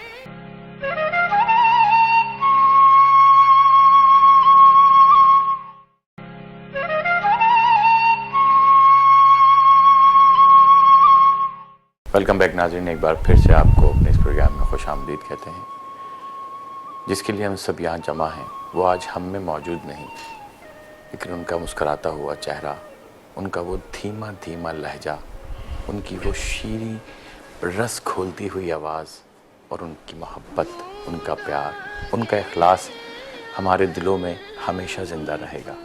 और सिर्फ दिलों में नहीं, हमारी बातों में, हमारी यादों में, हमारे जहनों में। और सिर्फ हमारे ऐसे बहुत सारे दूसरे साथी हैं कि हम उनको कभी भी भूल नहीं सकते, फरामोश नहीं कर सकते, क्योंकि हमारे इस शो बिज़नेस के हर मीडियम की हर फील्ड पे उनकी इतनी कमाल थी कि हमें हर लम्हा जब हम किसी मुश्किल में फंसेंगे तो रहनुमाई के लिए हमें सिकंदर इकबाल साहब ज़रूर याद आएंगे। हमें 2 मेहमानों ने ज्वाइन किया है जिनका उनके साथ काफ़ी उनकी वाबस्तगी रही है, उनका वास्ता रहा है प्रोग्राम्स के हवाले से और दूसरे हवालों से। तो मैं अपने प्रोग्राम में खुश आमदीद कहता हूँ। हमारे साथ मौजूद हैं, बहुत हमारी अच्छी आर्टिस्ट हैं, टेलीविज़न की, रेडियो की बहुत ज़बरदस्त मल्टी टैलेंटेड आर्टिस्ट हैं, फ़ातिमा रिजवी साहिबा। अस्सलाम वालेकुम। वालेकुम अस्सलाम। कैसे हैं आप? अल्हम्दुलिल्लाह, अल्लाह का शुक्र, आप ठीक हैं।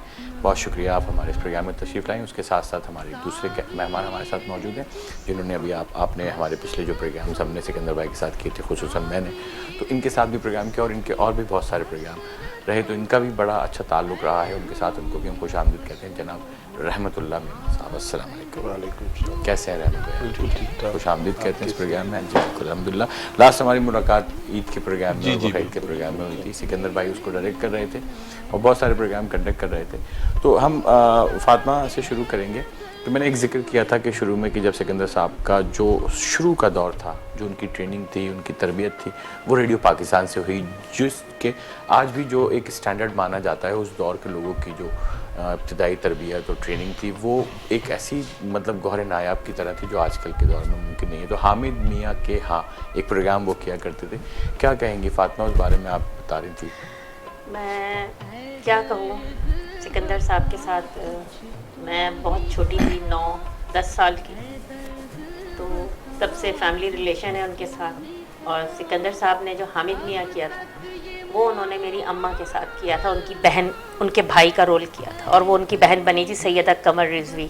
रेडियो से हामिद मियाँ के करती थी और BBC लंदन से न्यूज़ पढ़ा करती थी। तो वो भी माशाल्लाह सीनियर आर्टिस्ट, जब लाइव ड्रामे आया करते थे, जब रिकॉर्डिंग सिस्टम नहीं था और हम बच्चे थे, हमें इतना मालूम नहीं था। हमें इतना पता है कि हमारे अब्बा जो थे वो कहते थे कि आ जाओ सुन लो बच्चों, तुम्हारी अम्मा का प्रोग्राम आ रहा है। तो हम लोग इतना, हमें सेंस नहीं था, इतना तवज्जो नहीं देते थे। मेरे ख्याल से वो हफ्ते में एक दफ़ा आता था। हफ्ते में एक दफ़ा आता था, उसका इंतज़ार किया करते थे, इंतज़ार लोग किया करते थे। वो 6-6 महीने हामिद मियाँ के यहाँ काम किया करती थी और फिर वो वापस लंदन चली जाती थी, इसलिए कि वो वहाँ लंदन में ही रहती थी और उनका वहाँ पर जॉब भी थी।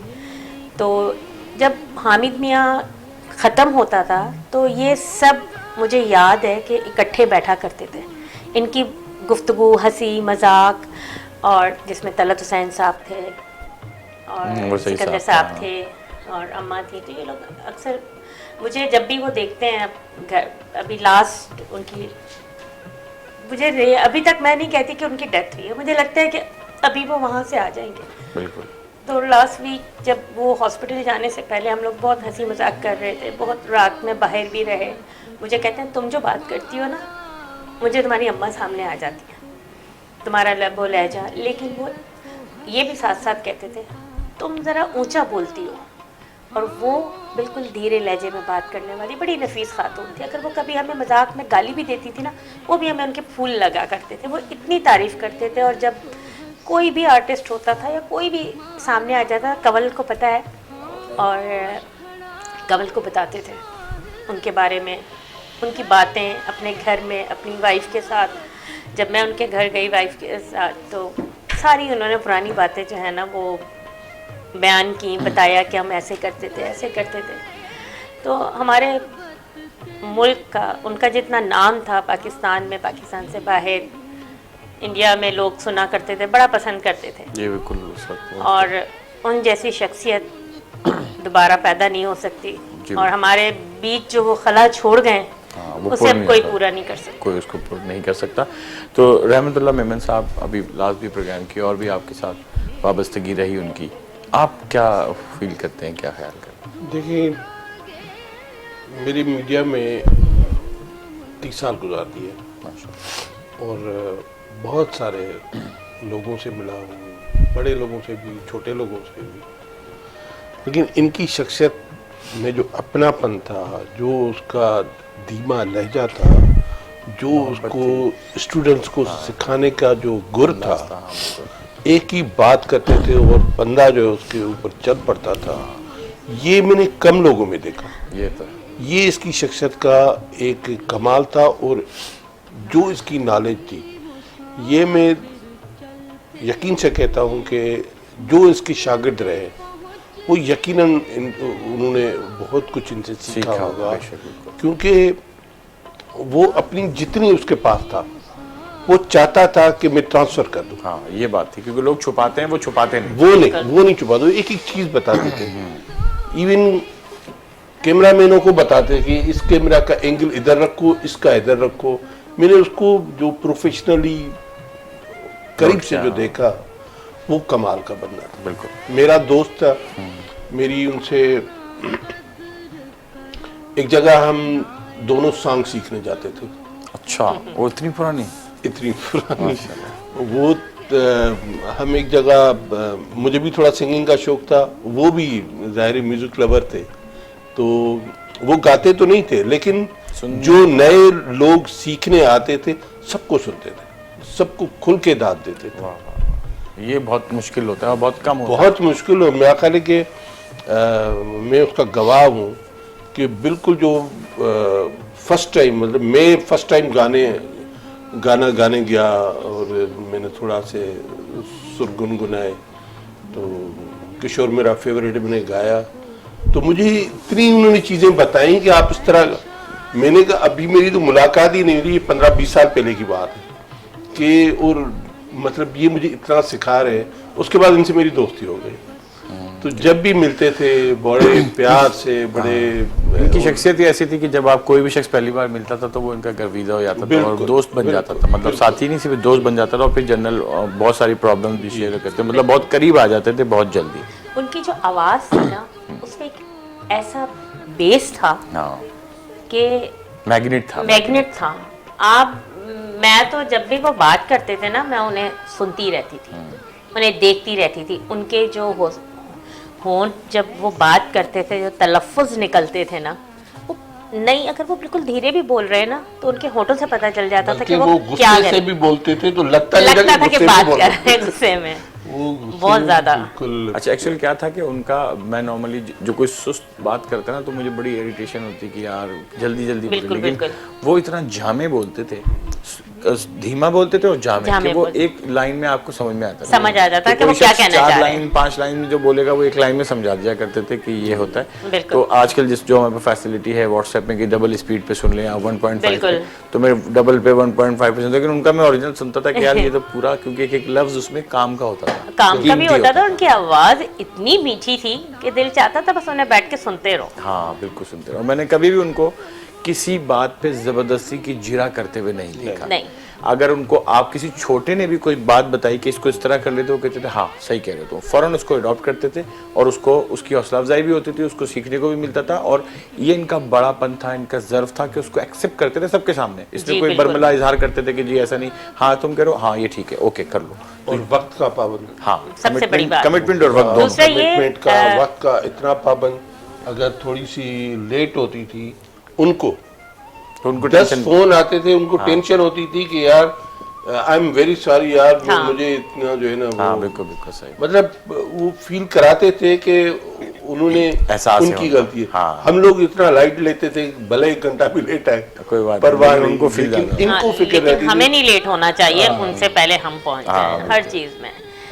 तो बस यही उनकी एक बात है। उनकी एक बात ये भी अच्छी थी, जैसे हमारे यहाँ आज जो दौर है, लोग काम कर रहे हैं, मेरी खुशनसीबी ये है कि मैंने पीटीवी से स्टार्ट किया, और पीटीवी में जब स्टार्ट किया तो 4 हमारी रिहर्सल्स होती थी, और हमारी सीनियर्स के साथ भी, जूनियर्स के साथ भी, उस वक्त हम भी जूनियर ही थे, तो पता चलता था कि हमने अपने डायलॉग कहाँ ख़त्म करने, कितने कदम चलने हैं। और आज जो रिकॉर्डिंग्स होती हैं, या मालूम होता है उसी वक्त सेट पे पहुंचते हैं और आपके डायलॉग हुए, चाहे वो शॉर्ट टर्म वो ही हुआ, लेकिन भूल गया, आपको 1 घंटे बाद याद ही नहीं होता आपने बोला। अब जिस सिकंदर साहब के साथ जो भी लोग काम करते थे ना, पहले न्यू आने वाले, उनको वो ऐसा काम कराते थे तो पता नहीं चलता था कि ये पहले का काम करने वाला है या आज का ये नया आर्टिस्ट है।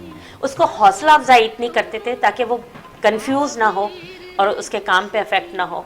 और कोशिश उनकी यही होती थी कि जो काम कर रहा है, जिसमें टैलेंट है, मैं उसको आगे लेकर आऊँ। ना कि उसको मैं पीछे छोड़ दूं। हाँ, पीछे दबाते हैं। तो फिर ये था कि वो जितनी खुद इज्जत करते थे, बिल्कुल। तो वो उस आर्टिस्ट को कंफर्ट जोन देके उससे परफॉर्म करा के वो एटमॉस्फेयर क्रिएट करते थे कि उसके अंदर से जो दूसरे लोग भी उसको बिल्कुल इज्जत उनके दें। अंदर का जो टैलेंट था ना, वो बड़े प्यार से बाहर लेकर आते थे, उन्हें समझाते थे। हाँ, कि मैं इज्जत दे रहा हूँ, अब जी। दूसरा इनको उसके काम की वजह से इज्जत दे। बिल्कुल। तो ये बहुत कम लोगों में होता है बहुत कि कम आप- लोगों में होता है। कि बहुत से लोग इज्जत तो दे रहे होते हैं, लेकिन वो ये एक्सपेक्ट नहीं करते कि यार इसको दूसरे भी इज्जत दे, बट ठीक है जैसा बिल्कुल, करके गया है हाँ। ठीक है, लेकिन वो चाहते थे कि मैं इज्जत दे रहा हूँ तो ये ऐसा काम करे कि इसको दूसरे लोग भी बिल्कुल इज्जत दें। इज्जत दें। इज्जत दें। तो रहमत भाई, अभी हमने जो लास्ट भी शोज किए और आप बता रहे हैं गाने का भी उनसे शौक रहा, उनके साथ जाते रहे, तो कोई ऐसा वाकया या कोई ऐसी याद उनसे वाबस्ता है कि जो आपको चुभ रही हो, बड़ी खलिश एक हो रही हो कि यार कैसे हो गया ये? बहुत सारी बातें हैं, बहुत सारी यादें हैं कि मैंने उनसे बहुत कुछ सीखा।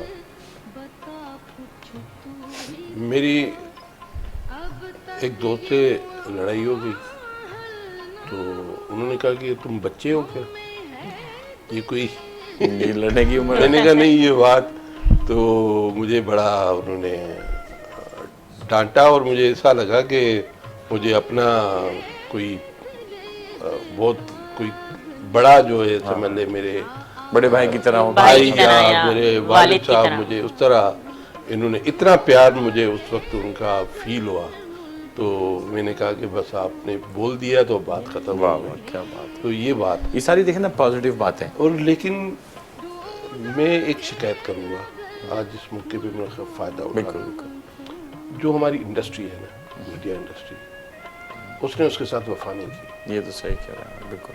इस चीज का दुख रहेगा। मुझे बिल्कुल बड़ा सही दुख कहा। है। उनको वो मुकाम नहीं दिया असल में, वो एक रॉ स्टार्स पे रोल उन पे लोगों पे काम करते थे, बहुत बड़ी और फिर वो- शख्सियत, हाँ, बहुत बड़ी शख्सियत और लोग आगे जाके फिर उनको भूल जाया करते थे और स्टार बना के। गैर मुतनाज़ शख्सियत। हाँ, देखें बिल्कुल। आपको मीडिया में हर बंदे की कहानी मिलेगी, कहानी, इनकी कहानी ये वाहिद इंसान है जिसकी कोई कहानी नहीं। नहीं। अच्छा, सिर्फ जो उनके अंदर क्वालिटीज थी, सलाहियत थी, वो अपनी जगह, लेकिन उनकी मैनेजमेंट उनकी शख्सियत में नजर आती थी। बिल्कुल। कि वो जिस तरह वो शेव बना के, ग्लासेस लगा के, बाल अच्छे से बना के, शर्ट बड़ी प्रॉपर, उसके साथ मैचिंग की जी, पैंट, बिल्कुल। मैचिंग टाई, के शूज और उनकी टाई टाई। उसके वो साथ तो लगी हुई है। उसमें- मतलब वो एक सुलझी हुई शख्सियत देखने से ही पता, कोई उनको नहीं भी जानता हो, नहीं मिला हो, ना नफीस इंसान थे आप, ना उनको इसके- सुना भी नहीं हो, हाँ, सिर्फ देखने से ही नफासत का अंदाजा बिल्कुल हो जाता अंदाजा है होता जाता था कि ये कि- शख्स वाकई में बिल्कुल, कोई नफीस आदमी होगा। तो ये क्वालिटीज बहुत कम होती है। एक हम देखते हैं कि एक आदमी बहुत अपने फन के साथ, अपने काम के साथ बड़ा ईमानदारी से काम कर रहा है, लेकिन उसके बाल बिखरे हुए हैं, उलझे हुए, चेहरा नहीं, परेशान, ये- माथे पे शिकन, लेकिन उनके पास ऐसा कुछ नहीं था। नहीं। वो जितने ज्यादा काम में अपने माहिर थे और अपने कमांड रखते थे, उनकी शख्सियत में भी वो ठहराव था, और वो सुलझा हुआपन, वो नफासत, वो खूबसूरती, वो मोहब्बत, प्यार, वो सब छलकता था उनको सिर्फ देखने से ही। बिल्कुल। तो ये प्रोग्राम को हम अपने इख्तिताम की तरफ लेकर जा रहे हैं। बहुत खूबसूरत यादें हैं सिकंदर भाई की, हम बातें करते रहेंगे, ये ख़त्म नहीं होंगी, वक्त ख़त्म हो जाएगा। एक इतना बड़ा दौर, क्योंकि जब हम अगर रेडियो की बात करते हैं तो जैसे फातिमा रिजवी ने बताया कि इनकी अम्मी के साथ वो उनके भाई का कैरेक्टर किया करते थे, और रेडियो पर तो बड़ी ट्रेनिंग होती थी क्योंकि उस वक्त वीडियो नहीं होता था, साउंड इफ़ेक्ट्स और आवाज़ और एक्सप्रेशन से ही आपको बताना होता था कि आप कहाँ हैं, क्या कर रहे हैं, क्या कर रहे हैं। फिर वहाँ से जब फीचर फिल्म में आए तो सिंधी फिल्में उन्होंने बनाई, उर्दू फिल्में बनाई, फिल्म का पर्दा, उसका फ्रेम, उसकी एडिटिंग, उसकी शूटिंग, वो सब डिफरेंट होती है। वहाँ से फिर वो टेलीविज़न पे जब मूव हुए तो टेलीविज़न पे आने के बाद उन्होंने प्रोडक्शंस की, ड्रामे की, टेलीविज़न का फ्रेम अलग होता है, फिल्म में बॉडी लैंग्वेज चलती है, टेलीविज़न पे क्योंकि क्लोज हम दिखा सकते हैं तो उसमें फेस के जो एक्सप्रेशन है वो ज़्यादा चलते हैं। फिर जब चैनल उन्होंने लॉन्च किया तो 10-10 घंटे बैठकर होस्टिंग करना अकेले शख्स से, और फिर उसमें कहीं बोरियत नहीं, कहीं थकावट नहीं, कहीं मोनोटोनी नहीं कि एक ही जैसा चल रहा है। जो शख्स, जो मेहमान जिस टैलेंट का, जिस किरदार का, जिस स्टाइल का होता था उसके साथ वो घुल उन्होंने मिल जाते थे। 18 घंटे काम किया है, हाँ बिल्कुल, बहुत ज़्यादा। रमजानों में भी। हाँ, रमजानों में बिल्कुल, रमजान ईद ट्रांसमिशन के प्रोग्राम्स किए, और और रमजान हर तरह के लोगों को, हकीम भी बैठे हुए हैं जी, हर्बलिस्ट भी बैठे हुए हैं, बिल्कुल। शेफ भी बैठे हुए हैं, सिंगर भी बैठे हुए हैं। मैंने लब्बैक पे भी उनके साथ ताज मुल्तानी साहब और उनके साथ एक शो बिल्कुल। किया था, तो मैंने कहा कि वहाँ पे कीबोर्ड का थोड़ा सा इशू मैं कहाँ लेकर आऊँगा। उस वक्त ये 2000 की बता रहा हूँ आपको, 1 या 2 की बात। तो तो उन्होंने कहा नहीं नहीं हम बातें करेंगे, बस आप ऐसे ही आए। तो मैं हैरान हुआ, बातें कैसे कर लेंगे इतनी सारी। जब मैं गया फिर प्रोग्राम देखा तो वाकई उनकी, तो वो जैसा गेस्ट होता है, अगर कोई गेस्ट बड़ा एनर्जेटिक है, बड़ा फास्ट बोल रहा है तो वो उसके साथ वैसे ही एनर्जी, कोई बहुत धीमा है स्लो तो उसके साथ वो वैसे ही कर रहे हैं। कोई इस्लामी सब्जेक्ट पे अगर बात कर रहे हैं तो उनको इस्लामी पॉइंट ऑफ व्यू से सारी सजेशंस दे रहे हैं। कोई टेक्निकल बात हो रही है तो टेक्निकल भी सारी नॉलेज बहुत थी। हाँ हर चीज, क्योंकि हर मीडियम पे काम किया। थिएटर भी उन्होंने बहुत सारे किए। देखें ये 5 मीडियम हमारे, रेडियो, थिएटर, फिल्म, टेलीविजन और इलेक्ट्रॉनिक, सब में नाम। और फिर अभी डिजिटल के लिए भी वो काम कर रहे थे कि अभी जो हमारा डिजिटल मीडिया चल रहा है कि इस पे किस तरह है, इसका हम बहुत सारे चैनल्स हमने भी प्लान किए हुए थे। तो मैं अब चाहूँगा कि कोई आखिरी अल्फाज फातिमा रिजवी साहब आप क्या कहना चाहेंगे उनके लिए, तो फिर हम प्रोग्राम को समाप्त करते हैं। इतनी बड़ी वो शख्सियत है ना, जितना भी उनके लिए बोला जाए ना बहुत कम है। बेशक। और मुझे नहीं समझ आता मैं उनके लिए क्या कहूँ, मेरे पास अल्फाज नहीं है। बेशक। जितना माशाल्लाह उनकी हाइट थी, कट था, उससे बढ़कर उनकी शख्सियत थी। उनका प्यार, उनका प्यार, उनकी शफकत, उनका मोहब्बत, दूसरों को एहतराम, दूसरों का एहतराम। बस हमें वो ऐसे लग रहा है अकेला छोड़ गए। ये तो है। आखिरी वक्त में मुझे समझ नहीं आ रहा कि उन्होंने मुझे ये क्यों कहा। मैं बोली नहीं, बैठे बैठे कह रहे कवल से उनका बहुत था, और बस मुझे कह रहे बात सुनो, तुमने कमल का ख्याल रखना है। मैं एकदम ही हो गई, मैंने कहा क्या क्या कह रहे हैं आप? तो कह रहे बस जो कह रहा हूँ उसको सुनो, तुम्हें कमल का ख्याल करना। फिर कमल की तरफ उंगली करके कह रहे तुमने अपनी भाभी का ख्याल रखना है, अपनी वाइफ के लिए कह रहे। हमें उस वक्त समझ नहीं आया ये क्या बोल रहे हैं।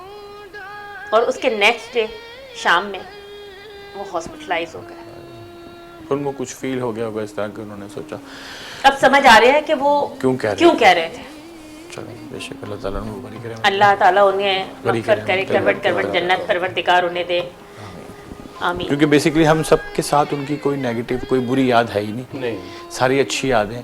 उन्होंने अच्छा ही किया, और सबसे ज़्यादा इम्पोर्टेंट काम ही इस दुनिया में किसी इंसान के काम आना है, किसी इंसान को इज्जत देना है, किसी इंसान को उसके रुतबे तक आगे बढ़ाना है, पहुंचाना है, जो लोग करते नहीं टांगे खींचने के सिवा। बिल्कुल। तो आर्यमत उल्लम अहमद साहब आप क्या कहना चाहेंगे? बस मैं उनके साथ बड़े लंबे अरसे तक प्लानिंग कर रहा था काम करने की। मैंने उनको रिक्वेस्ट की, मैंने कहा कि देखिए मैं सरकारी नौकरी पे अब जो है मुझसे होती नहीं मैं उसको छोड़ के मैं अपनी फील्ड में वापस आना चाहता हूँ। इसमें कुछ तो उसने कहा कि बस फौरन आओ, आओ बस प्लानिंग करते हैं। शुरू बहुत सारी प्लानिंग हमारी पाइपलाइन में थी। आइडियाज तो बहुत होते थे ना, जो आप बात इतने आइडिया वो एक आइडिया निकाल के मतलब उन्होंने उसमें मुझे ये नहीं कहा कि ये मैं करके दूंगा, या कह रहे आप करेंगे, आपसे मैं करवाऊंगा और आपको मैं सपोर्ट भी करूंगा, लेकिन आपने करना है। वाह वाह। तो इतना उन्होंने मुझे, अब मैं क्या कहूँ, मुझे वो बहुत बिल्कुल आप अजीम शख्स थे। बिल्कुल सही। अल्लाह ताला उनको जन्नत में आला मकाम अता करे, आमीन। और उसका पीछे काम जो रह गया है वो कमल है, फातिमा है, और दोस्त जितने भी हैं, मेरी अपील है, आप भी हैं, आपने भी उसके साथ बहुत बड़ा साथ दिया। तो मेरी अपील है सब दोस्तों के साथ कि इस फील्ड में सच्चे लोगों की कमी है, मुनाफिकी बहुत ज़्यादा है। बहुत ये खुल्लम खुला में कहता वो हूँ, एक बहुत सच्चे इंसान थे, ये बात वो सच्चे इंसान थे, और हम जितने लोग उसके साथ हैं अभी, तो उसके काम को आगे बढ़ाएं। बेशक बिल्कुल जो वो चाहते यही थे, ट्रिब्यूट है उनके लिए, इंशाल्लाह कि उनके दुआएं तो वही हम करेंगे करते जो वो रहेंगे। चाहते थे। हाँ दुआएं तो हम करते रहेंगे, कर रहे हैं, लेकिन हम उनके काम को आगे बढ़ाएं। बेशक मेरा भी उनके साथ जो एक्सपीरियंस रहा, तो मैंने मुझे इस फील्ड में 33 ईयर्स 33 साल हो गए, हज़ारों लाखों लोगों के साथ काम किया, 35,000 से ज़्यादा ड्रामों के म्यूज़िक किए, बेपनाह कई 12 साल से मैं होस्टिंग्स कर रहा हूँ, रेडियो शो, टेलीविज़न के शो, मुख्तलिफ डायरेक्टर के साथ काम जब मैं करता था तो एक टेंशन रहती थी कि यार वो क्या चाहेगा, ये सही इसको मानेगा नहीं मानेगा। लेकिन जब भी मैंने सिकंदर साहब के साथ काम किया तो मैं बिल्कुल रिलैक्स, नो स्क्रिप्ट, नो कोई रिटर्न, क्योंकि मुझे पता होता था कि ये कोई जब इनको हम सही बात बताते हैं फ़ौरन कहते हैं ओके करो। ये नहीं करते कि नहीं जो मैं कह रहा हूँ ये सही है, वो ठूसने की कोशिश नहीं करते। वो कहते हैं ये सही है, तुम बताओ, हाँ ये ज़्यादा अच्छा है, ये कर लो, वरना ये कर लो। तो तो इतना कंफर्ट जोन बना के देते थे कि मैं उनके साथ जितने भी प्रोजेक्ट किए, मैंने उनके साथ बैकग्राउंड म्यूज़िक किया, मैंने होस्टिंग की, मैंने टेलीविज़न के शो किए, लाइव इवेंट किए, प्रोग्राम्स किए बहुत सारे। तो सरगम विसाजम के 6 महीने मैंने उनके साथ किया, एज ए म्यूज़िक भी करता था मैं और होस्टिंग भी करता था। तो मैंने किसी भी जगह कहीं कोई प्रॉब्लम नहीं हुई, कोई तल्ख कलामी नहीं हुई, कोई नाराज़गी, कोई गुस्सा हुआ नहीं। जो वो कहते थे और जो फिर मैं उनको बताता था, हम दोनों मिलकर डिलीवर करते थे, केमिस्ट्री मैच हो जाती थी। तो कहीं किसी मौके पे भी कोई ऐसा लम्हा नहीं आया जब मैंने सोचा यार क्या होगा। बहुत सुकून से चिल होकर मैंने उनके साथ काम किया। उनको मैं बहुत ज़्यादा मिस कर रहा हूँ क्योंकि मैं हमारे बहुत सारे प्रोग्राम उनके साथ लाइनअप थे। और बस शिकवा यही है कि जब हमारे पड़ोसी मुल्क में या कहीं और दुनिया में कोई आर्टिस्ट दुनिया से चला जाता है तो बड़ा वावेला मचाते हैं हमारे मीडिया के चैनल्स, जर्नलिस्ट, अखबार, टेलीविज़न चैनल सब। लेकिन जब कोई हमारा अपना आर्टिस्ट चला जाता है, और वो आर्टिस्ट भी वो कि जो दूसरे आम लोगों को स्टार बनाने वाला, नीचे के लोगों को ऊपर लाने वाला, हर लम्हा मदद करने वाला, मददगार और साजगार माहौल बनाने वाला, उस शख्स के इंतकाल के बाद किसी ने उसको याद करने की कोशिश नहीं की। इस प्रोग्राम का भी आइडिया जब मुझे पता चला मुझे बहुत अफसोस हुआ, लेकिन मेरे जहन में सबसे पहले ये ख्याल आया कि कोई कुछ हो ना हो, मैं कुछ करूँ ना करूँ, लेकिन मैं सिकंदर भाई के लिए ये प्रोग्राम ज़रूर करूँ। बहुत अच्छा किया, बहुत अच्छा किया। कम से कम ये हिस्ट्री में याद रहेगा कि कुछ लोग थे जो उनके पीछे भी उसको याद कर। बेशक कल को हमें भी जाना है, सब ने बेशक जाना है, कोई आगे कोई पीछे। तो नाज़रीन, इसी नोट के साथ हम अपने प्रोग्राम को अख्तिताम करते हैं कि सिकंदर तू हमें बहुत याद आया। अपना ख्याल रखिएगा और उनका भी जिनका ख्याल कोई नहीं रखता। अल्लाह हाफ़िज़।